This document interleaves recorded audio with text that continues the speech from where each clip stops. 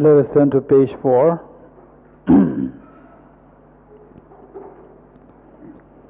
I go for refuge and am enlightened to the Buddha, the Dharma, the Sangha. By my accumulations or practice of giving and so forth, may I become a Buddha to benefit all sentient beings. I go for refuge and am enlightened to the Buddha, the Dharma, the Sangha. By my accumulations or practice of giving and so forth, may I become a Buddha to benefit all sentient beings. I go for refuge and am enlightened to the Buddha, the Dhamma, the Sangha. By my accumulations or practice of giving and so forth, may I become a Buddha to benefit all sentient beings. Sangye joda zoge jonam na chanjo bardo dane gyavso che tage jinso kebe sonam ke dola penjire sangye rubare shung. Sangye joda zoge jonam na chanjo bardo dane gyavso che tage jinso kebe sonam ke dola penjire sangye rubare shung. Sangye joda soge chonam la chanjo bardo dane gyavso tage jinso kebe sonam ke dola penjire sangye rubare shung.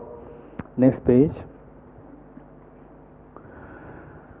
Om ye dharma hetu prabhavam hetum tesham dathagato hyavatat tesham chayo nirodha evam vate mahashamanaye svaha.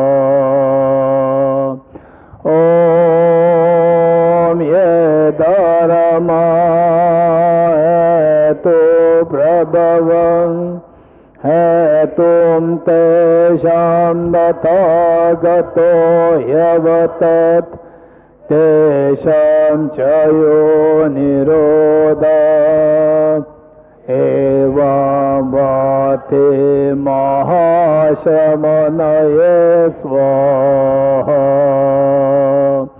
Om ye dharma hetu prabhavam hetum tesham dathagato hyavatat tesham chayo nirodha evam vate mahashamanaye svaha. Meaning of the Nyingpo mantra: all phenomena arise from causes. Causes are taught by the Tathagata. The cessation causes as well as taught by the great seer. Page 31, Heart Sutra mantra. Teata om gati gati paragati parasamgate bodhisvaha tyata om gati gati paragati parasamgate bodhisvaha tyata om gati gati paragati parasamgate bodhisvaha tyata om gati gati paragati parasamgate bodhisvaha.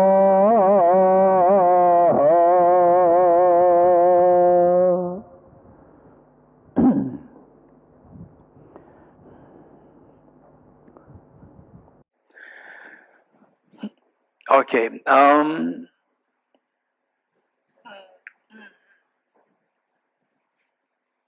most of us already know what this place is, why this place is very significant.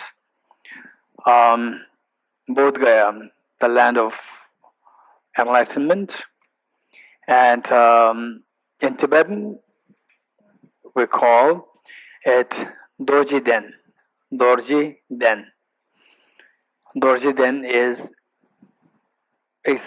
actually Bodh Gaya. That's they say how that is interpreted. Gaya in general, and then the Bodh added Bodh Gaya. Whereas Dorji then has a very beautiful meaning. Dorji has a meaning, the Vajra. Vajra is the indestructible. It has many connotations.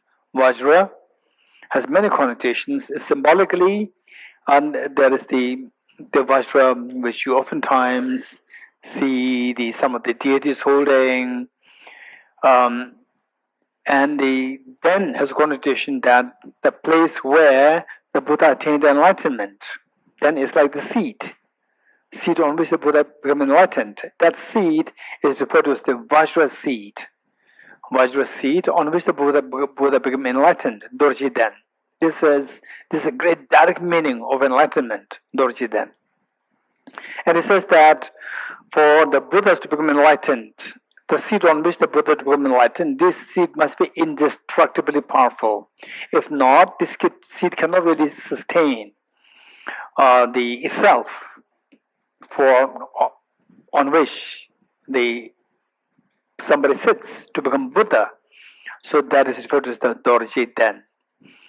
And it's particularly this that we are here, right few, say, the meters away from where the Buddha became enlightened. We need to know why this place is very important. What do you mean by somebody become enlightened and you become enlightened? If you know how this Prince Siddhartha became enlightened, then we will learn how we can become enlightened. How then it becomes directly relevant to our being. So in this connection, we talk about the Buddha's biography. Buddha's biography can be thought of in various forms. For example, the most common biography that you see is that Buddha as a very young, a kind, compassionate, intelligent young boy, and then eventually meeting with the four sights: old age, sickness, death, and finally seeing the side of a monastic or ascetic wandering.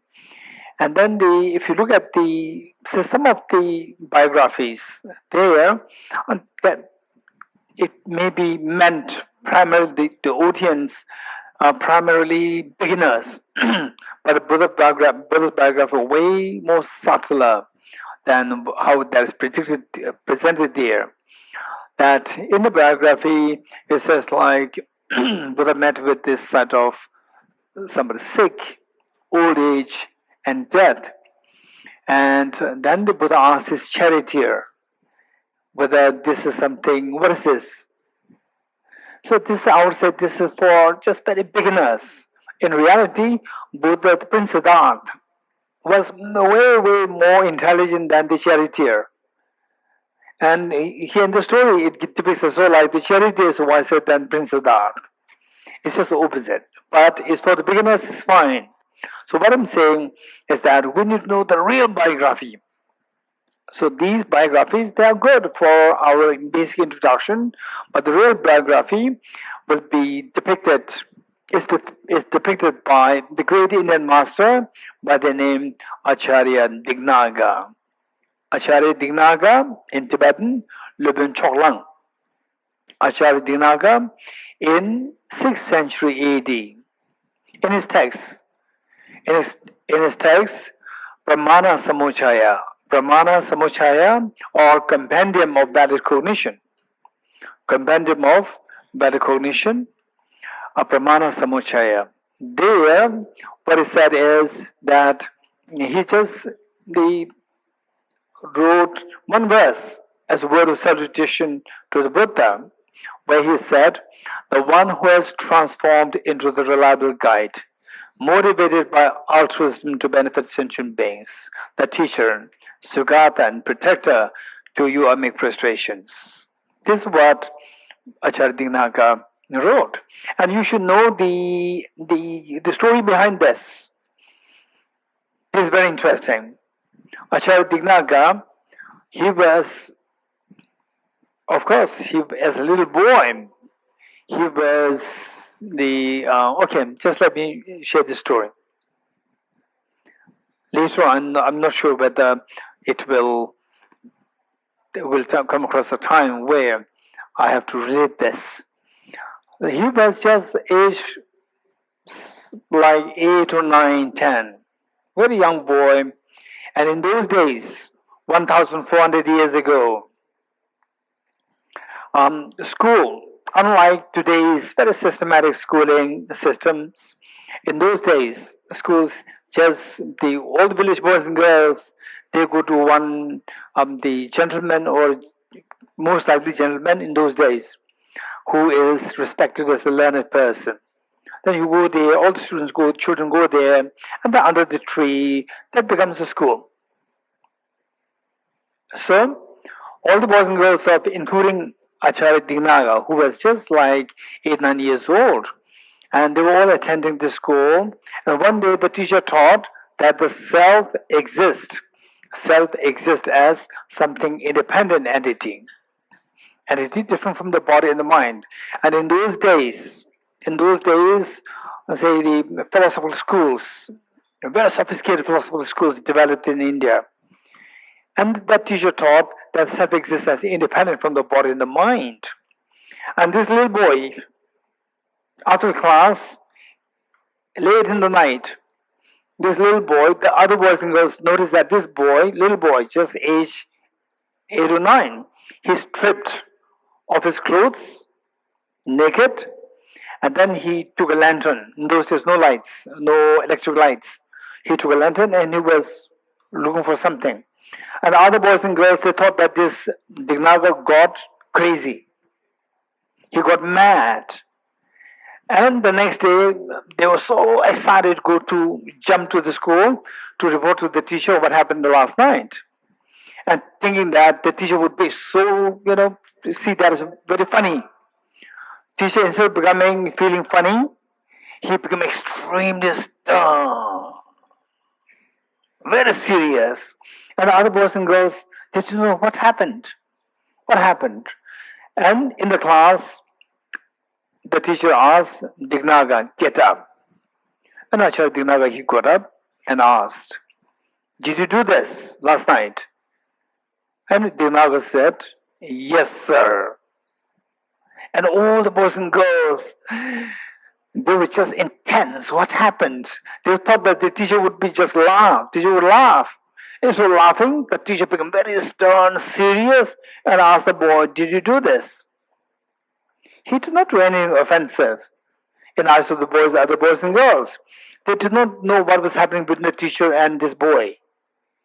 And the teacher said, get out of my class. And this boy happily left. And he became the father of the Buddhist logic. So, when he became the father of Buddhist logic, he became a meditator, and he was going to compose or compile what he wrote on logic, the earlier pieces. He wanted to put them all together, and as said the tradition, he made a salutation to the Buddha, which I read it just now, the one who has transformed. In Tibetan it is Semar Gyurba Dola Pensheba Tumba Deshe Gyurba Cha Se Ne Toking into Doa Lazabet Semar Gyurba Sushin Shebar Cha. This is the Tibetan version. And in English, the first 2 lines, the one who is transformed into the reliable guide, motivated by altruism to benefit sentient beings, the teacher, Sugata and protector, to you I make prostrations. Then Acharya Dignaga, he wrote it on a piece of on a slate, stone slab, wrote it and kept it outside his cave, and he left for alms round. Coming back, he saw that what was written was erased. He wrote it 3 times, 3 days. All 3 times, all 3 days erased. Finally, he wrote something else. He did not write the same thing. He wrote something else. He wrote, whosoever erased what I wrote, if you erased it because that you find it funny, it is not fun. This is very important work that I'm doing. Please don't erase this. If you erase this because you disagree with what I wrote, show up in person. Then, upon coming back, he saw one man waiting there. In those days, you say come means they come means debate. There was tradition, and in those the tradition has had it that you debate, and whoever lost the debate should be converted to the tradition of the other person. And if you have like 500 students, not only you converted, all your students will be converted also to the other tradition. That was the very scary debate, very scary bet. And the two of them debated. And of course, who can debate with the father of the logic, Buddhist logic, Dinagam? The other person lost the debate. And then the person not being loyal to the system, the person also had miracle powers to send fire from his mouth. In those days, people, they did not have the gadgets, so they had a lot of time to cultivate, meditate, and learn all these magics they learn. So this man had a power to send fire from his mouth. He lost a debate, and then he sent fire from his mouth to Acharya Dignaga's. And Acharya Dignaga's robes were burned. And Acharya Dignaga, he felt extremely disappointed, sad. And then he threw the slate in the sky with the intention that the moment the slate falls, he would not think of benefiting sentient beings. Thinking that I cannot benefit even one person. How can I think of benefiting all the sentient beings? This one person who is next to me, just right under my nose, I cannot help this person. How can I benefit all the beings? So I quit the idea. So he threw the slate in the sky, and to his amazement, the slate never fell down. And he looked up in the sky, and it was actually Aramanjushri. Aramanjushri, just at the extreme side there, Aramanjushri was holding the slate in the sky, in the space. Then Aramanjushri told Acharya Dignaga that, my child, the work that you are doing is so important. This will become eyes for the future generations to see the world more perfectly with the wisdom eye. You continue with this work, don't feel demoralized, and I'm always there to guide you. This is what Aramanjushri and they told Acharya Dignaga. So this is how these two lines came into being. Then what happened was that these two lines, I don't know whether we read it. Okay, let's just, where is it? Page number 5. Page number 5. Okay, let us all read these 3 times together. The second last paragraph, second last verse on page 5. Okay, ready? The one who has, the third last line. The one who has transformed into the reliable guide, motivated by altruism to benefit sentient beings, the teacher, Sugata and protector, to you are my prostrations. The one who has transformed into the reliable guide, motivated by altruism to benefit sentient beings, the teacher, Sugata and protector, to you are my prostrations. One who has transformed into the reliable guide, motivated by altruism to benefit sentient beings, the teacher, Sugata and protector, to you are my prostrations. Okay, so we all read it 3 times. And how many of you are fascinated by these 2 lines? Raise hands. Fascinated? Wow, this is amazing. I should write a commentary. How many thought that? I should have commented. This is not 2 lines, right? Or how many of you thought of writing commentary on this? So after 100 years later, another logician appeared, Acharya Dharmakirti, whose name also will come very frequently in this 10-day program. Acharya Dharmakirti. Acharya Dharmakirti.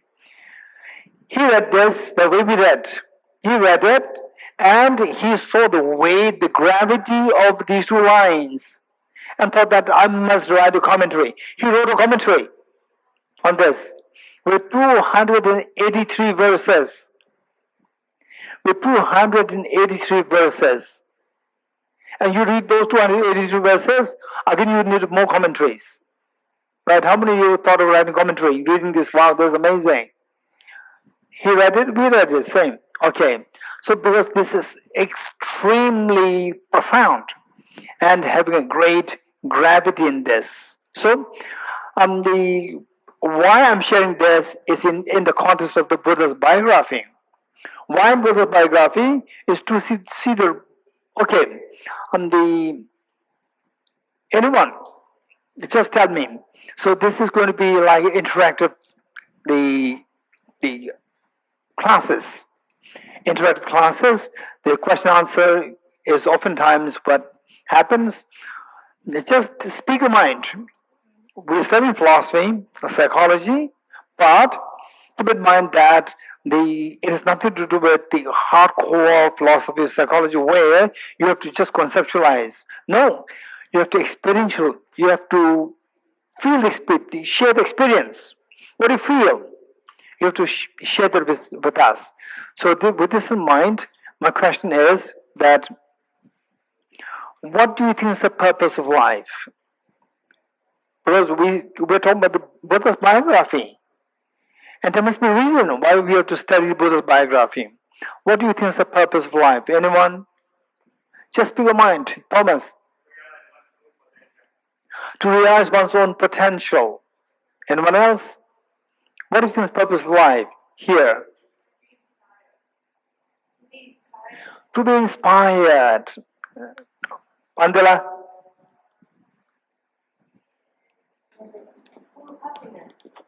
To be happy, to experience happiness. Anyone else? What's the purpose of life?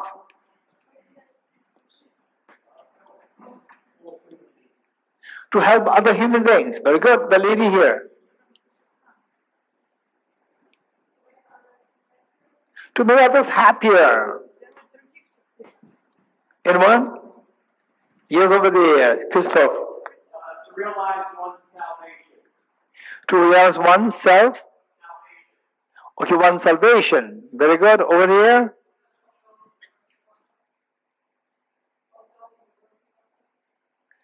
Okay. Fulfill the universe's purpose. To fulfill the Universe's purpose. universe's purpose. What's the purpose of universe? Now you're expanding it. We don't know until we get all cosmic knowledge. Until We get all knowledge. we're all knowledge. Knowledge? Until we get all. So we don't know the purpose. You know what I'm saying? We don't know the purpose. Huh? Saying we don't know the purpose? Not yet. Oh, yeah, not yet. So we don't know. We came here to learn, to see what's the purpose of life. So Okay, that's becomes the purpose. To see the purpose of life. yes. Becomes the purpose of life. Yes. Okay. Arman, what do you think? To make others happy. Okay. Now here, most of you are saying make others happy, to be happy, help others. Okay, my next question. Why make others happy? Why? Okay, listen what Armin said. Why to make others happy is because that when I ask the second question, first question is very different. What's the purpose of life? To make others happy. Why? That if you make others happy, I become happy. Very good. Over there, the gentleman over there, what's the purpose? Why to make others happy? You said also make others happy. Help others. Why? Let's for one, yeah. I think because you have safety if another people are happy. Your safety also because nobody want to grab you or kill you or something else. Okay, if you make others happy, you will be safe. Nobody will rob you, kill you, steal you, whatever. You will be happy. Same answer? You getting it? Okay. Anyone else? Okay, what answer did you give? The lady here. Because like myself, they don't want to suffer. Say it again. Like myself, they don't want to suffer. Like myself, They don't want to suffer. they don't want to suffer. No, they will take care of themselves. What should you take care of them? Why? I don't want them to suffer Why not? Why not? because I know what it feels like to suffer. Sorry? I know what it feels like to suffer, and Huh? So let's say that I know the suffering is painful. It's suffering pain for you. So when you see your enemy suffering, have more pain. Right? Why? Why? Okay, I am not challenging you. You getting it? These questions, if you don't address these questions, all what you learn will become very superficial. All what you learn will remain very superficial if these questions are not addressed. All questions leave no stone unturned. You're getting it? Okay, the lady here, what answer did you give before? to be inspired. To inspire. Why should you be inspired? Okay. You have to learn how to ask questions. Why should you be inspired? Why? Because there is a blossoming of greatness that's possible. Why should you blossom your greatness? Because ultimately it will make everyone happy. Huh? Ultimately it will make everyone happy. Why should everybody happy? As long as you are happy is fine. My happiness is not independent of others' happiness. So make others happy, you become happy. I will also Dependent. become happy. Okay, look, did you hear that? Do you hear that? To be inspired, there are many potentials can be flowered, can blossomed. Why? That others will be happy. So others happy, I become happy. So you will see that one thing which is common to all the answers to the second question is that so that I'll be happy. You getting it? And don't think that okay, this is very selfish. They say the starting point. I'll be happy. But we should start from the ground. Don't start from the air. What's the ground? Where do you realize the ground? The ground is that, ground of each one of us is that day one you were born on the planet Earth. That was the first ground, your reality. Day one you were born. That was that first day on the planet Earth. That was your reality. This is how you're born with your reality. And how you're born. How many you were born crying? How many were born crying? I don't remember. Don't worry. How many you can guess that you must have cried? Okay, why did you cry, Ilengo? Because it's cold. Because it's very cold. Because it's cold, very cold outside. You're getting it? Or somebody slapped you. If you don't cry, somebody slapped you to make you breathe. You're getting it? So how many of you must have cried saying that, oh, the other baby is feeling cold, other baby newborn is feeling hungry. How many cried like this? Or I'm beaten by somebody slapped me, or I'm feeling cold. Which of the two ways you must have cried? Anyone? I am feeling cold. You're getting somebody slapped me. There's undesirable pain happening. That made you cry. Most likely we have not cried because the other baby worrying about the other baby. You're getting it? This is how we started our life. In a way, we have a sense of wanting to be happy. wanting not to be suffering. This is the reality. So we have to start from there. You're getting it? We have to start from there, and then amazing thing. Some of you may be very impatient that it's Buddhism. The Buddha became enlightened here, and he's talking about selfishness. He's talking about I want happiness. The reality is that we start from where we are, from the ground. Then, as you practice, your cognitive thinking becomes more and more profound, become more and more subtle. Then you come to realize that working for yourself, the best way to work for yourself is to work for others. The best way to work for others is to work for yourself. These two are synonymous at a higher level of the practice. At a high level of practice, working for yourself is working for others. Working for others is working for yourself. These two are synonymous. It is because of this that the Bodhisattvas become extremely fearless. Extremely fearless. You getting it? Okay. So, with this mind, what we learned here is that finally, I should be happy. I should be happy. And there's nothing wrong to say, I want happiness. There's nothing wrong in this. It's very selfish. Don't worry. If we see this as selfishness, this is our naivety. This is our lack of understanding. Later on, we can realize that the wisest thing to do is to give the maximum to others, and you get the maximum. And others get the maximum from you. That is the wisest thing. Why should we suffer for others? Let others be happy, you be happy. You're getting a win-win. Win-win. If you say that, oh, let others be happy, if you suffer, deep inside we have a desire for happiness. Deep inside we have the desire to get rid of the suffering. Then when you are challenged by this, then you will give up your compassionate actions. Why I'm saying this is that in my life I encountered many people who are a little naive, saying that, oh, Tibetan people are so good. Tibetan people are so good. Tibetan people are amazing. Look at His Holiness the Dalai Lama. Oh, Tibetans, they're amazing. I said it's too early to say Tibetans are amazing. You have not seen the real Tibetans. His Holiness is one of the Tibetans. He's not the complete, only he's not the full Tibetan.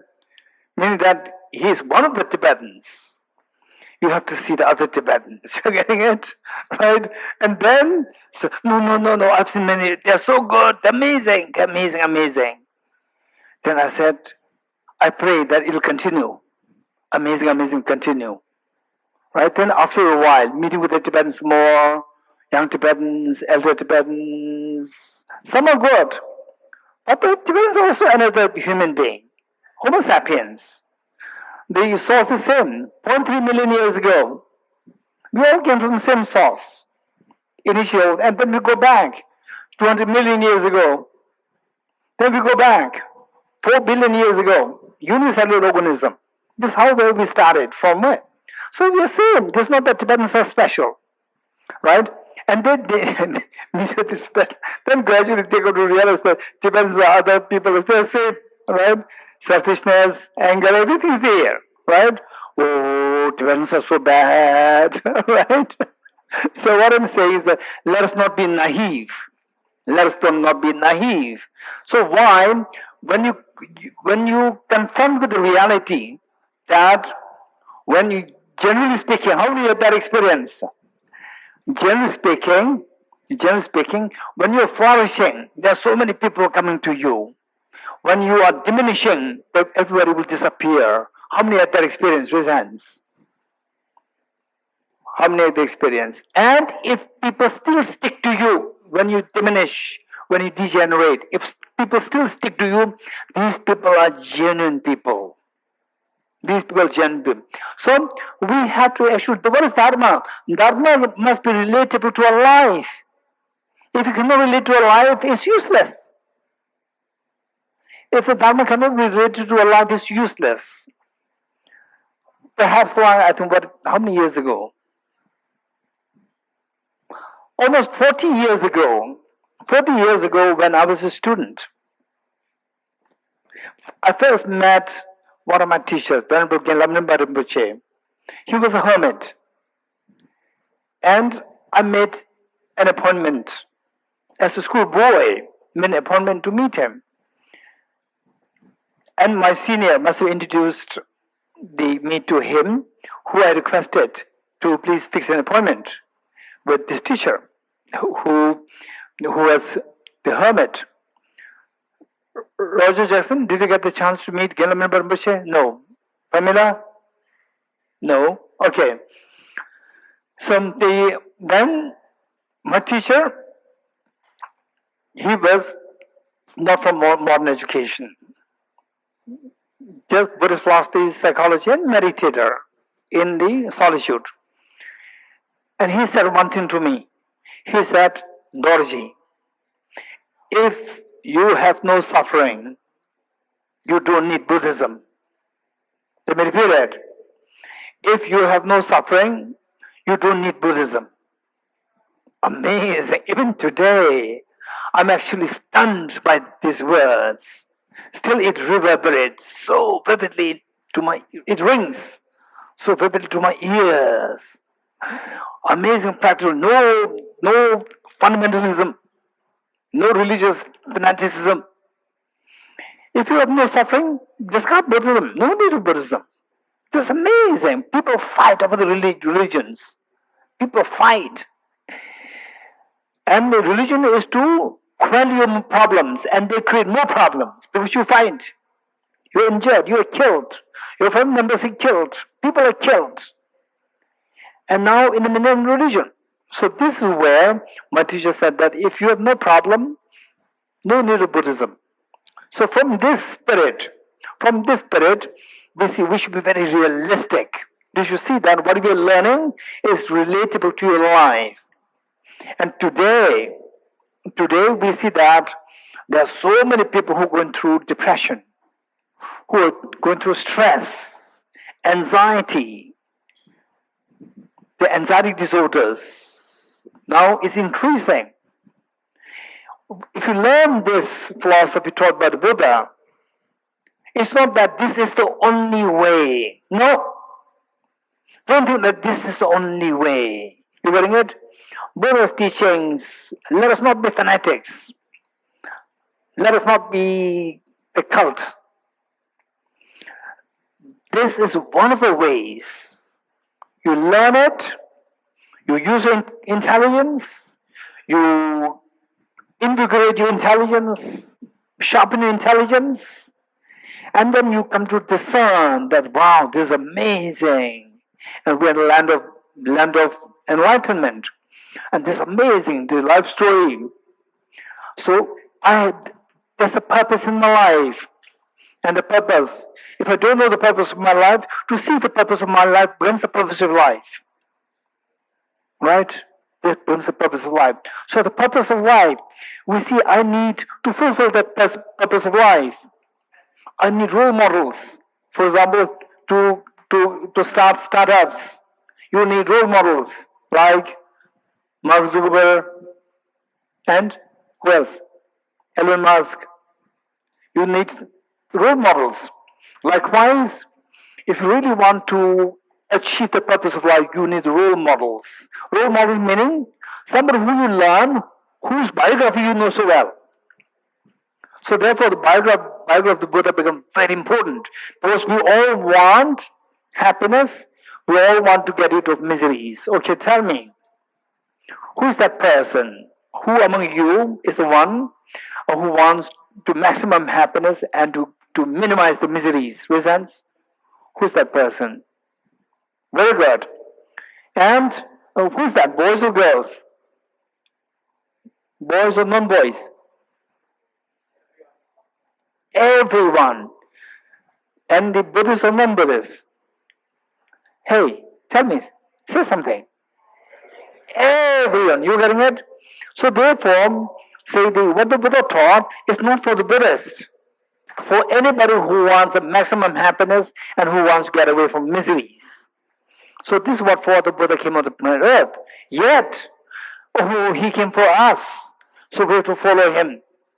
Don't do that. Learn what the Buddha taught. Learn what the Buddha taught. Let me make a statement. Learn what the Buddha taught. Don't accept it easily. Don't reject it easily. You getting it? Learn what the Buddha taught. Don't accept it easily till you're convinced. Don't reject it easily till your hardware is upgraded. You understand what I'm saying? Don't reject it till, hey, what happened? Is it time for lunch? Hey, I say, don't reject it till your hardware of your computer is upgraded. Computer doesn't mean computer outside. Your computer of your mind, intelligence, that is upgraded. You're getting it? Some people, they take too literally. Right? Computer means, oh, I have to upgrade my computer. Why I'm saying this is that just recently, somebody said, Geshe, send me a message saying, Geshe, are you healthy? I said that I'm aging. I'm aging, and my health is becoming better, but aging is a problem. And the person consoled me. Said, oh, Geshe, for aging you have to do yoga and so forth. I said, I know that you're also aging. You're getting, when I say I'm aging, it's a nice way of saying we're all aging. We have to do something meaningful. It's not that I'm aging, I'm worrying about my age. In a way, I'm implicitly telling, if I said you are aging, I'm aging, we should do something good, you may feel offended. But if I say I'm aging, right, then you will not feel offended. If you're smart, actually I'm also aging, right? We're the same. I met him 10 years ago. Now 10 years ago, 10 years we're older, both of us. If he's concerned about aging, I should also worry about aging. If he's concerned about aging, therefore he is zealous to do something virtuous, I should also do that. Then a person could not understand what I'm saying. So I have to tell it directly. I'm saying that you're also aging. You're getting it? So we should take this message. So somebody when I say upgrade the computer, they think that really computer. It's your mind, computer of your mind. That's not the upgrade, meaning that your intelligence needs to be upgraded. Your intelligence should be sharpened. Oh, IQ is more the same. I cannot sharpen it. That's not true. If you believe that your IQ cannot be sharpened, this is your false belief. It's wrong belief. Everybody has the capacity to become enlightened.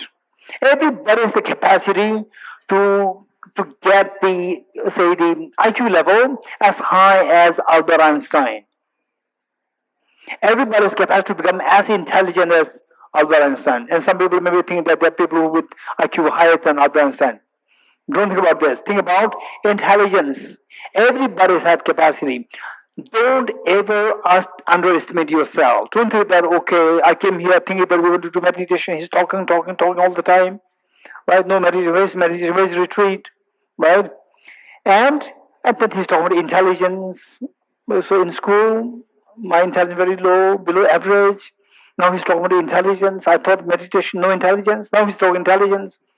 You are underestimating your potential. You are underestimating your potential. Nobody can fail you. I'm reiterating this. Nobody can fail you. Only you can fail yourself. Let me repeat it. Nobody can fail you. Only you can fail yourself. When you say that I cannot do, that is the greatest of the failure. Nobody can fail you otherwise. Okay.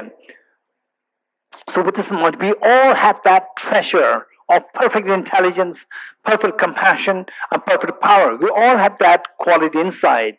Some of them, the obscuration is more. Some of them, obscuration is less.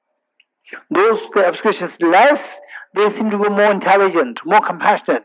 But those, the obscuration is more. We see that we are less intelligent. No, deep inside, the treasure is same. The treasure of intelligence in each one of us is identically the same. Compassion within each one of us is identically the same. The power is identically the same. This is known as the seed of perfection, which is within every one of us. So, with this in mind, how many agree with me that, okay, that's true, what I said is true, that I'm seeking fearlessness, fearlessness meaning to get away from all the miseries, and I'm seeking infinite happiness, maximum happiness. What I said is true, and for that, I need to say, you met with many people. You must have asked this question to other people. You must have heard somebody ask this question. And the answer that you get in many cases, it is not possible. In a sense, it is not possible to become totally fearless, to be misery free, and to have the maximum happiness is not possible. Okay, so that is because that information that you get is incomplete or distorted. Now, we should maintain an open mind. Learn, don't be quick to accept, don't be quick to reject. You're getting it? Let me repeat it. Learn something, what the Buddha has to say, what Charles Darwin has to say, what Charles Darwin has to say, what the Buddha has to say. Learn both. Don't be quick to accept, don't be quick to reject. You getting it? Use your common sense, sharpen intelligence. With intelligence, the moment you see that what the Buddha taught is sensible, pick it up. The moment you see that what the Buddha taught is not sensible, discard it. You getting it? The moment you see that what Charles Darwin said is extremely sensible, pick it up. Whereas you see that it is not sensible, discard it. No fanaticism. You getting it? This is so important. So in this regard, okay, so let me listen what Buddha has to say. So for that, what we said is that we all have the capacity to become fearless. Miserylessness is to experience miserylessness and to have experienced infinite happiness. Okay, if this were the case, thus far I've never met somebody who reached that level, which means you need a role model. Who's the role model? At least intellectually, you flip through the biographies. Coming to Bodh Gaya, you come to see that there was once a Prince Siddharth, one prince by the name Prince Siddharth. And he is believed to have reached that level whereby he is free from miseries and he has attained the infinite happiness. Okay, let me not be quick to say yes, no, right? Let me see, explore. Let's explore. So, exploring Acharya Dharmakirti explored. After 100 years after the composition of these two lines by Acharya Dina, he explored. And he saw that, wow, that's amazing. So, what did he discover from what Acharya Dina wrote about this, the potential role model for us? Who is that potential role model for us? Buddha Shakyamuni. You're getting it? Why I said potential role model? Why? Because let us not be quick to accept what he said. Let us not be quick to reject what he said. We learn, and then actually since my childhood, this is my attitude. I learn things. Whoever says something, I learn, but I will not accept easily. I will not reject easily. You getting it? And if somebody says to me that, okay, this is a very blessed flower, right? If somebody says, this is a very blessed flower, this is from Buddha Shakyamuni, give it to me, that person give it to me, but I don't believe. I keep it. Okay, good, right? Good. If the person is gone, I'll keep somewhere else. Why I keep it? To let the other person not feel hurt, not feel offended. But I don't believe in this. I believe in the Buddha's wisdom. Intelligence. That is amazing. Flower is okay. You're getting it? So what I'm saying is this is precious. So role model finally said, practice Buddhism. or practice physics, whatever you practice, how many agree with me? Whatever you practice, say I started my practice at the age, say like 18, 19. No matter how much my practice, my body never becomes younger, younger, younger. How many agree with me? Raise hands. No matter how much I practice, gym, exercise, yoga, my body will never become younger, younger, younger. More and more white hairs will come. When I was in my 20s, my hair was completely dark. Now white hairs coming here, they're popping up from everywhere. You're getting it? Nobody can stop it. If there's a change where you become younger, it's not your body, it's your mind. Your mind can become younger. Your mind can become more agile. Your mind can be trained. Your body has a set limit. You can train, but it reaches a limit. It reaches a limit and you cannot go beyond that. But your mind can be trained. But don't believe easily. Wow, that's amazing. I learned something. Mind can be trained. It can be made extremely agile. But how? You should be able to ask the next question, how? You getting it? Don't accept quickly. Don't be quick to accept things. Don't be quick to reject things. How? This next question.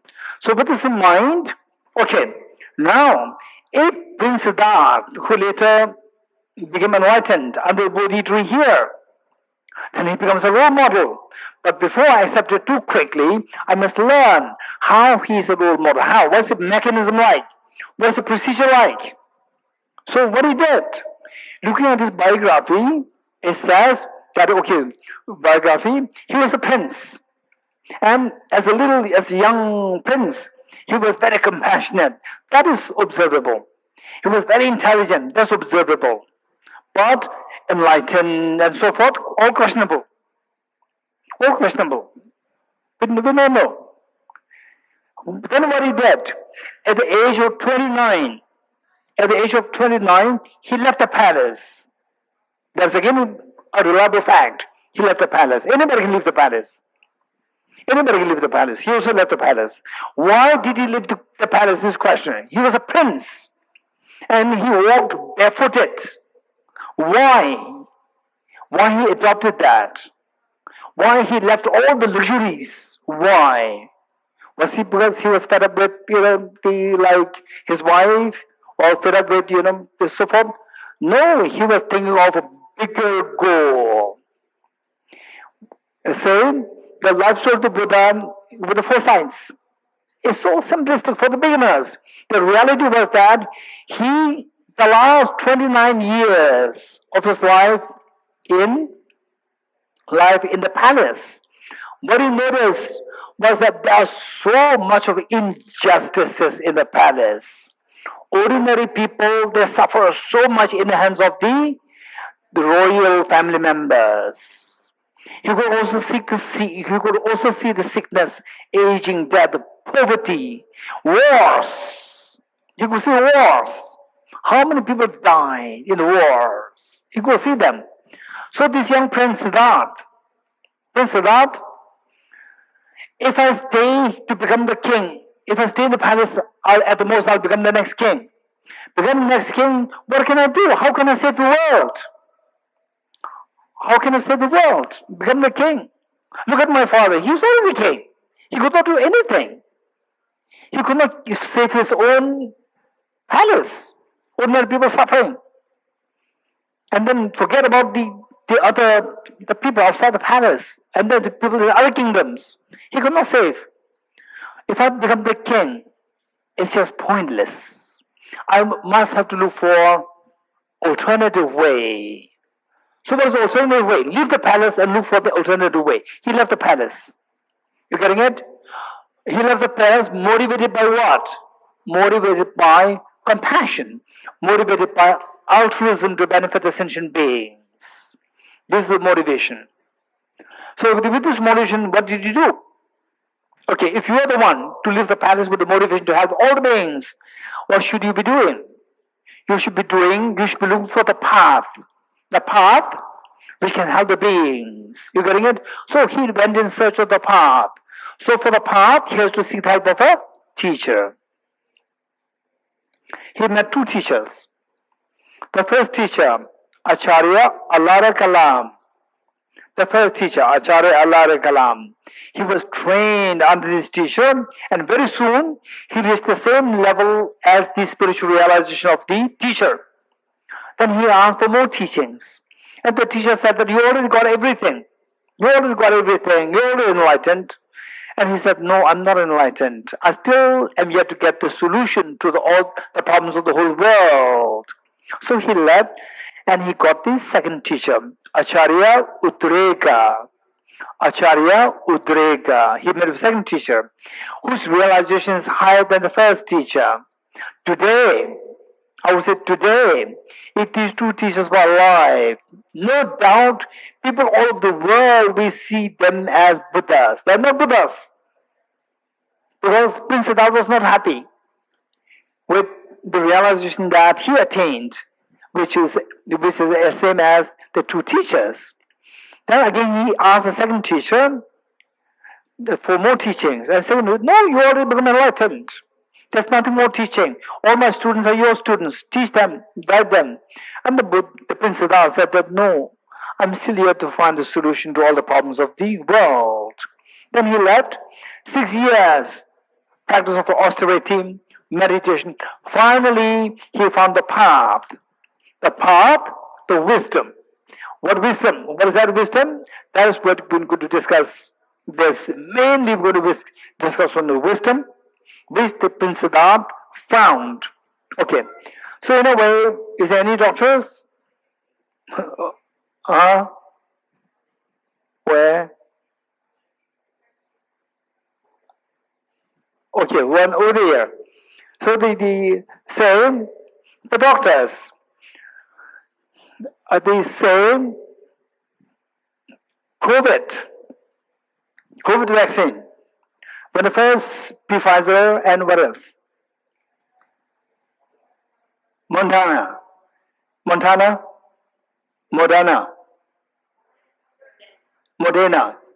okay, Moderna and Pfizer, let's say. These two vaccines, once these two are,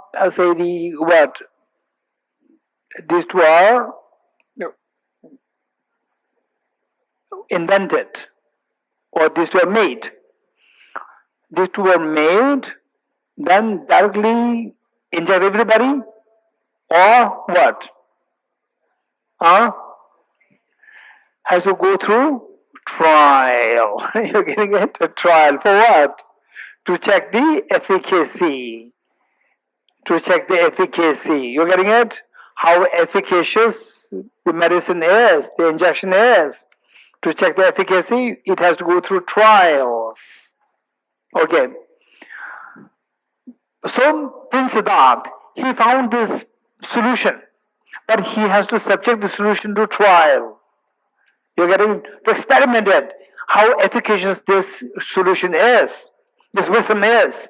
So he practiced meditation for 6 years with this solution. Then what happens? What happens? Like, say, the iceberg, and on top of this stacked, say, do you agree with me that 3,000 years ago, iceberg must be there in Arctic Circle? You agree? 3,000 years ago, icebergs in Arctic Circle, how strong do you think they are? They're strong or they're fragile? Very strong, no global warming. Today, in those days, to think of one day, 3,000 years later, 2020, 2024, 3,000 years later, there's going to be global warming and these icebergs will start to melt. They do not have any thought. They do not have these thoughts. They thought that this is so stable and firm. And say, let's say they use stack buildings on top of this.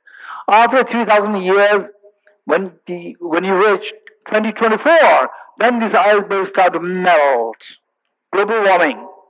Icebergs start to melt. Icebergs melt, what happens? What is stacked on top of the iceberg, all will crumble. You're getting it? So, the wisdom was the opposite of wisdom. What is the opposite of wisdom? Ignorance. So, ignorance is like the iceberg. Ignorance within us, even today, is like the iceberg 3,000 years ago, which means very firm. Okay, how many of you, your ignorance is so firm today? So firm, so solid, right? Well, how do you know that? No, how do I know that I have the ignorance? How do you become angry in a sense? Once in a while, angry? Chelsea? Yes. Angry? Chutana? Yes. So when you're angry, how does the anger arise? Tell me, how does the anger arise? Somebody said, you stupid girl, right? You stupid boy. Then, okay, the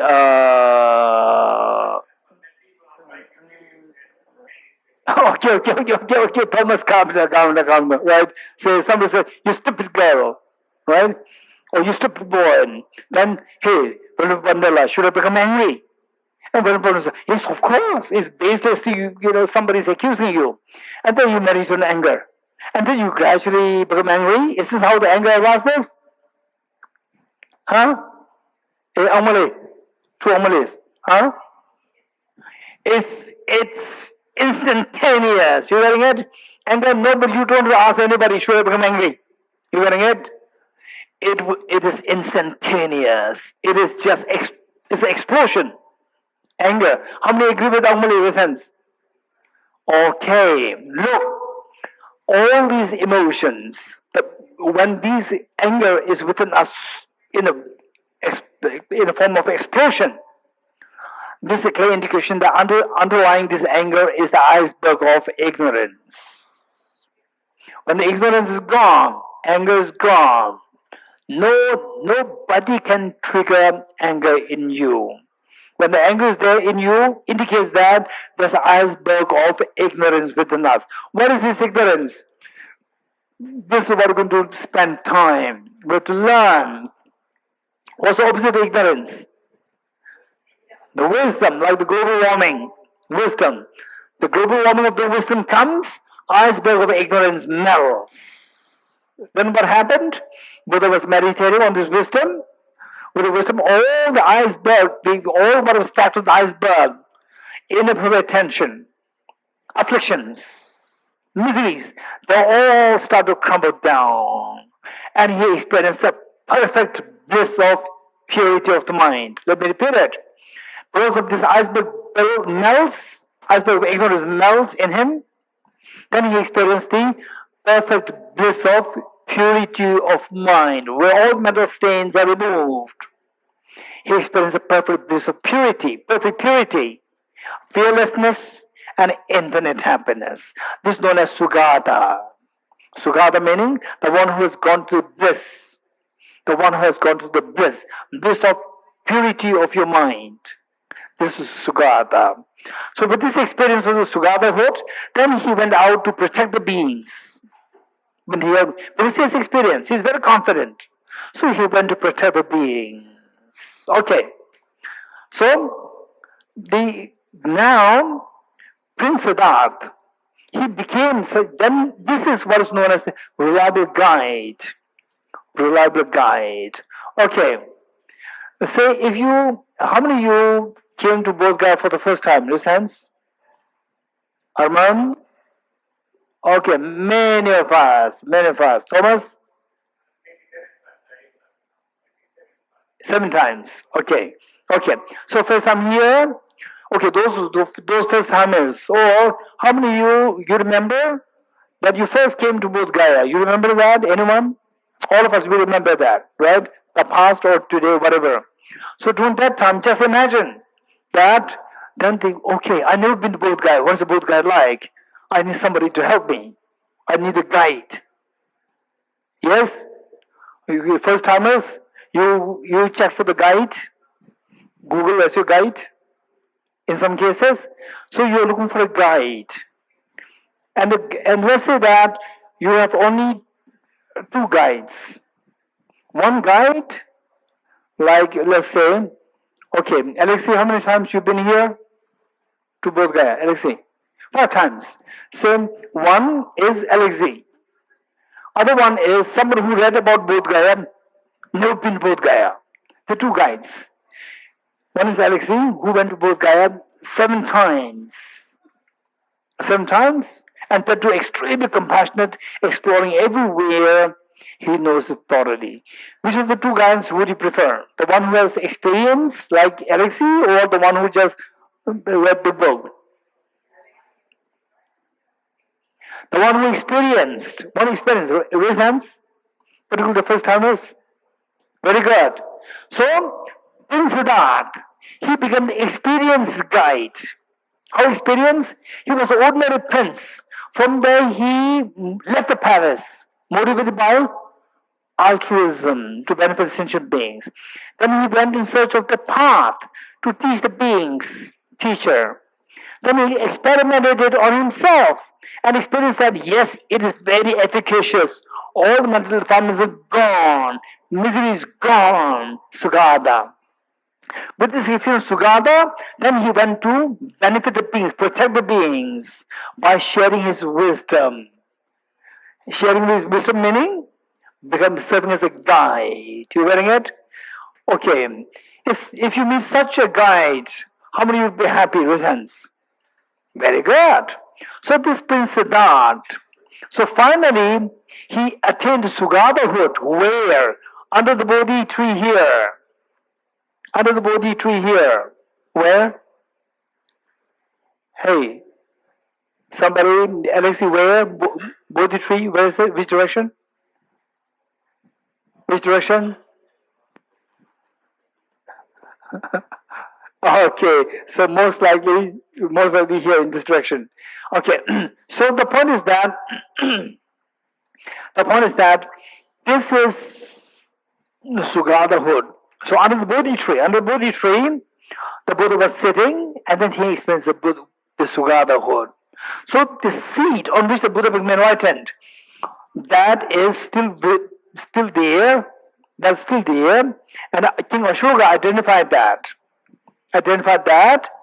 and that is preserved as so important. So the question is, people come, this place becomes very important all because of that seat on which the Prince Siddhartha became a Buddha. You get that seat.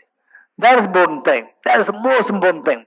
And then even more important than this is, okay, tell me. Just tell me. Say, why do you think Bodh Gaya is very important? Quick, somebody. Yes. This is the place where the Buddha became enlightened. Somebody. What do you mean by becoming enlightened? Just see that we have to ask all these things, then you become extremely confident. What does it mean by becoming enlightened? Resents? Okay. Yes. The ignorance is gone, and you. Ignorance is removed. How many agree with? Sorry, your name again? Jesse. Jesse is the easy one. Yes, I remember that. Okay. So, how many of you agree with Jesse? To remove ignorance. Very good. And what is the mechanism? How the ignorance is removed? Anyone? How the ignorance is removed? Wisdom. In a loose sense, wisdom. You're getting it? Now look. Under the Bodhi tree, what was Buddha doing? He was meditating on the wisdom. You're getting it? Therefore, there are many ways of coming for pilgrimage. Oh, Buddha became enlightened here, then prostrations, and then we see important nose, tupa, all is nice, right? This is not the main thing. The main thing is the seat on which the Buddha was sitting. Even the seat per se is okay. The most important thing is that the real seat of his Buddha's mind, which was meditating on the wisdom to get into the ignorance. That is the most important thing. If they're coming for the pilgrimage here, and you see the Vajra seat on which the Buddha sat, and if you can think of what the Buddha was doing, At that point, meditating on the wisdom. And if you understand the wisdom, the content of the wisdom well, then you think of the wisdom. Oh, this is what exactly Buddha is doing now at this point.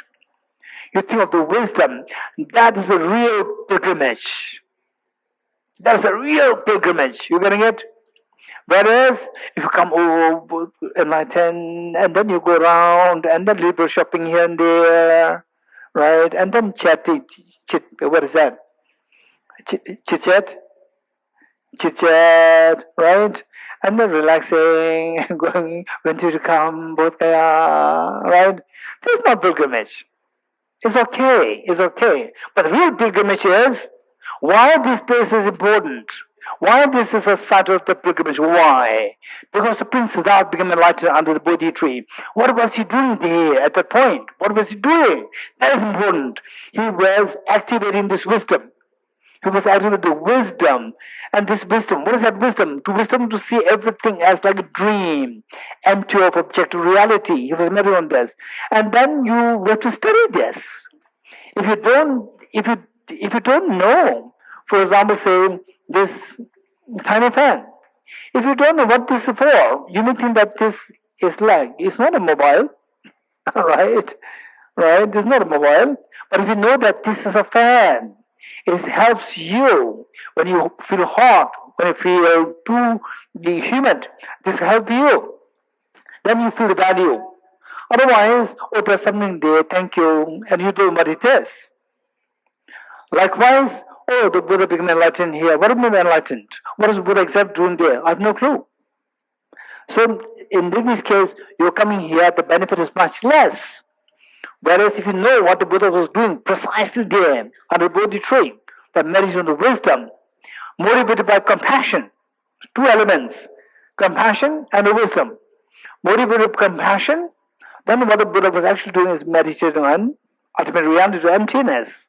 So if you can emulate that experience, that is a real pilgrimage.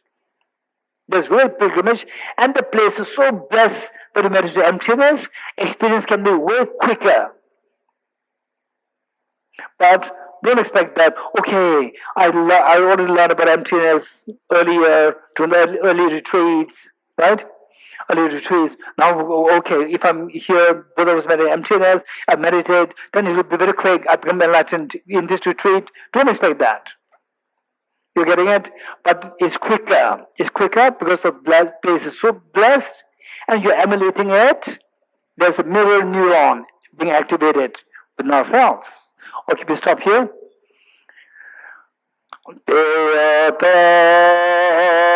Om Gati Gati Paragati Parasamgati Bodhi Swata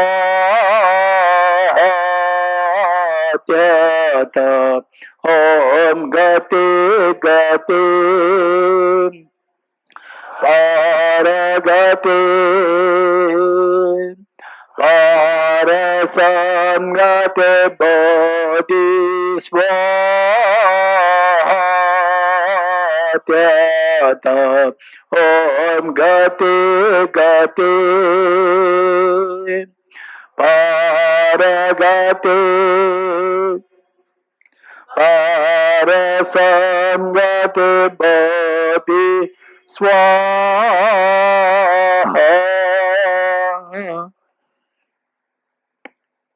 Okay, three positions together.